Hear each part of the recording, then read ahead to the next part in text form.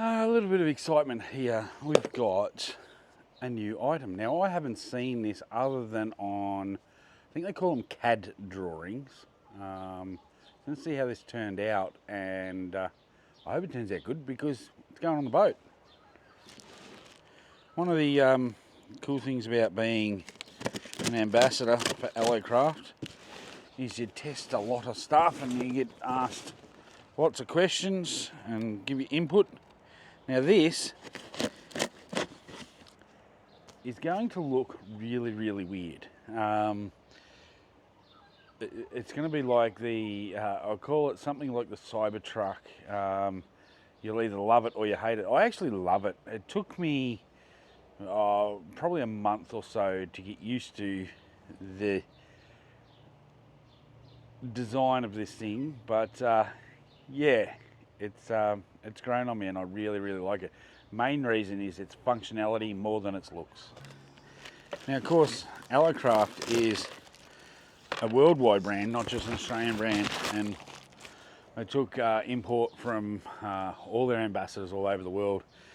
And one of the things for everyone in the colder environments was a taller console. So have a look at what they come up with. And this is made to fit all of the Alloycraft boats.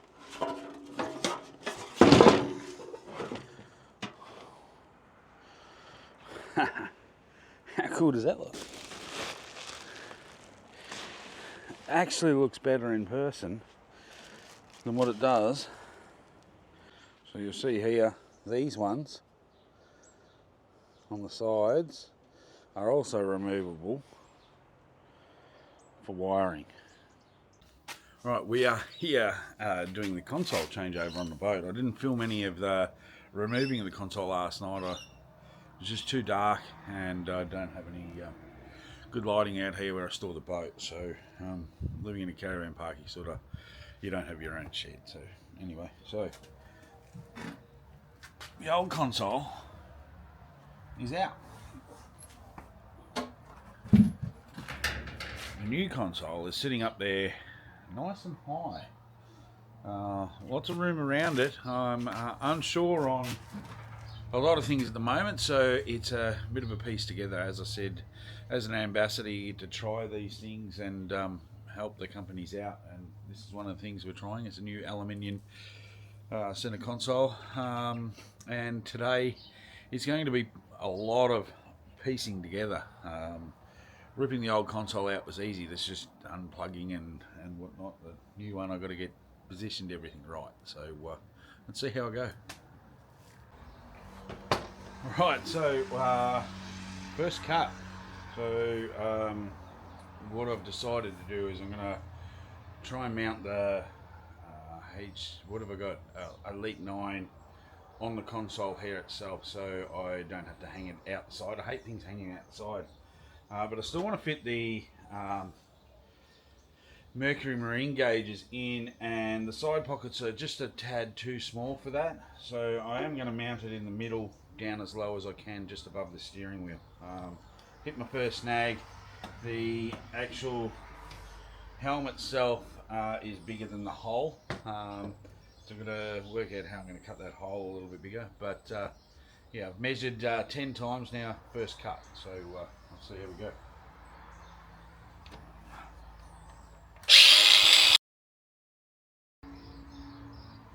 That is thick. Rightio, that was a bit of a mission in itself. So yeah, I've got that mounted as low as what I can. As I said, I've got to recut this helm hole, and I'm not 100% sure how I do that. My hole saws aren't big enough, and they sort of come down a little bit. So yeah, I'm gonna work on that. Think about that for a little bit. But yeah, in behind here was my first snag. There was an actual plate in the back of there that I had to cut out as well to get that down low. So I'll show you here. Now, if this was all flush, that would all be fine, but it's got that cut out in behind there. So I'm going to probably mount the 9 up there. The console is extremely high, so I can't go any higher than this because you need to be able to see. So if I mount that there, that's going to be above that, above the steering wheel, and I'll be able to put my switch panels in there. I've not put any gauges up the top there, so I think I'm just going to mount that on an L-shaped bracket off there. This is all aluminium, so it's strong as.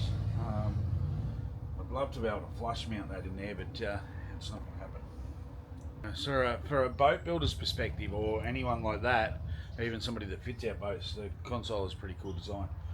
All the panels come off to make wiring easy, so you've got access from the sides, from fronts, underneath, and the very front itself, which I'll show you later on. But yeah, that's a really cool part about Alloycraft, is the modular nature. So, where we're at, I'm going to spin you around. You see the console here. I had to cut, I don't know if you'll see that there, but I had to cut that brace out a little bit to fit that mercury gauge in there. Now, it's cool. This bolts on and bolts off for wiring. So does the side ones. You see around the front here. I don't think I'll be able to use these two switches. If that makes sense. By the time I put this bracket on there, where is it there? You get the angles right. Where's this new camera? I get it wrong. There. So if I put this bracket on there to mount that sounder, I'm going to miss these two switches, which I don't really need. But those ones I'm just going to wire up to say to the live site and the sonic hub. So they're ones that I just manually turn off, which is fine. And then all my gauges will run through here, this one, and then over here on this side I am going to put a maybe a Bluetooth touch panel there, and we'll see. This side I'm going to leave for now. We'll see if I need anything else. But this side, yeah, a little maybe 8 gauge panel there on that side for all my lights and live wells. That's all I've got to wire up there. Now everything else will run through the 5-inch display. But this is my problem. So this hole here is too small, by about that much. So I need an 8-inch hole saw. So I'm not 100% sure how I'm going to cut this out. I'm going to go and see if I can get an 8-inch hole saw. I might just bolt some alloy to the back of that so I can re-drill this hole.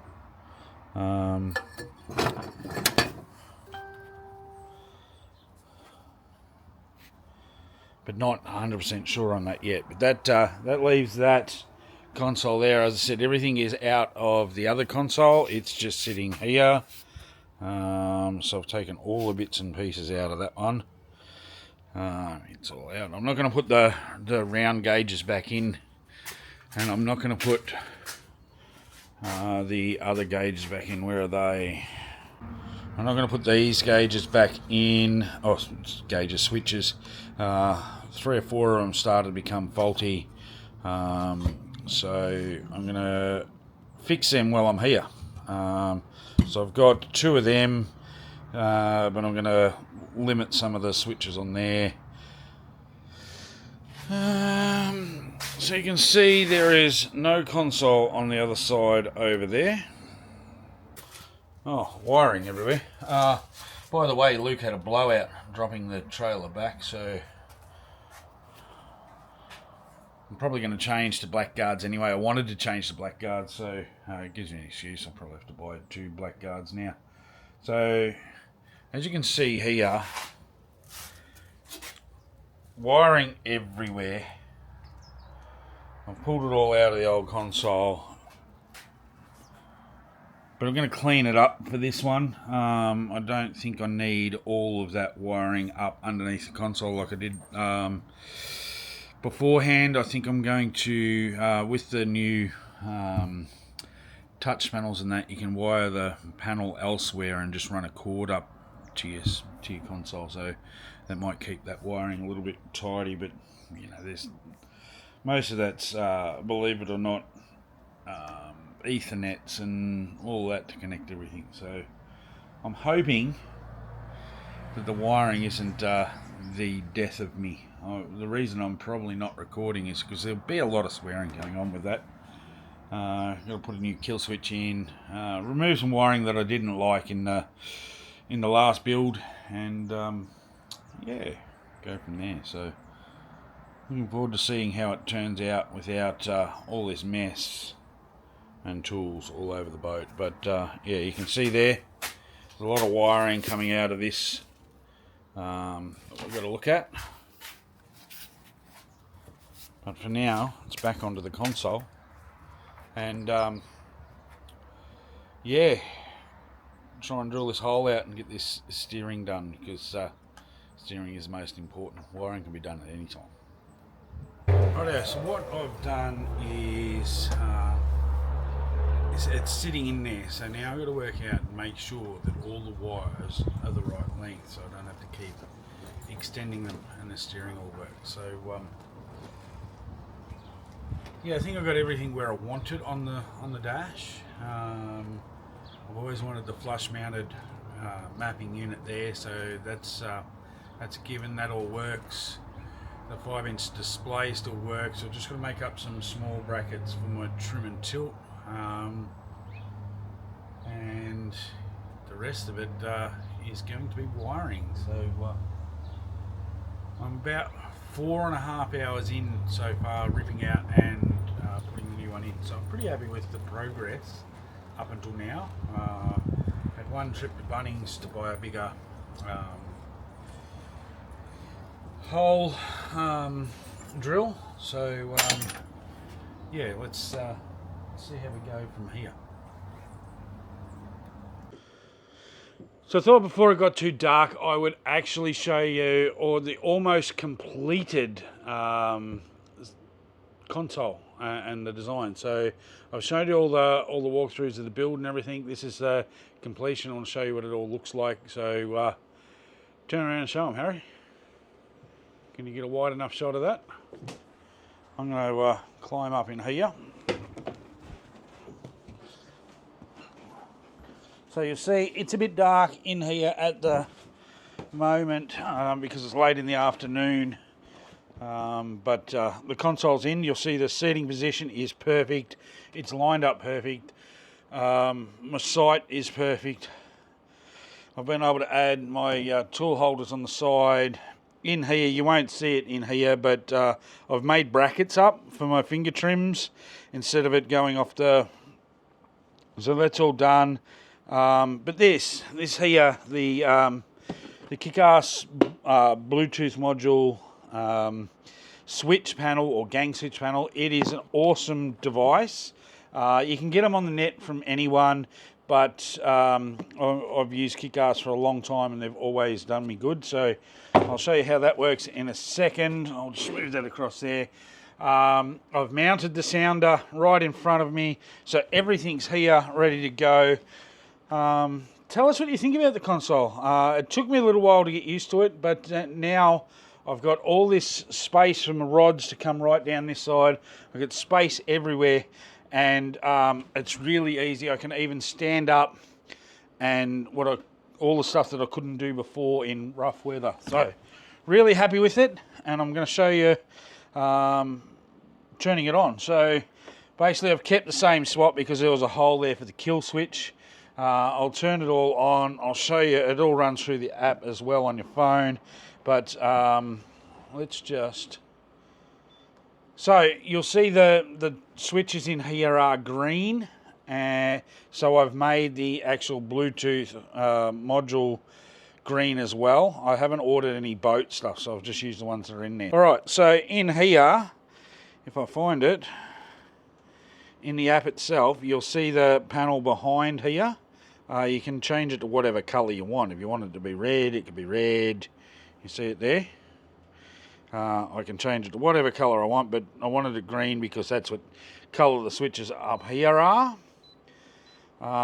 So in here, you'll see the switch panel is exactly the same as the switch panel up on the console itself. So if these failed, I could still switch panel everything.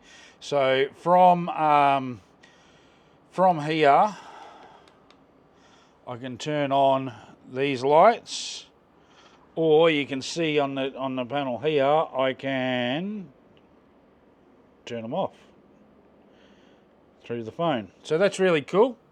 But I have obviously all of my lights, even the rear lights here in the live well.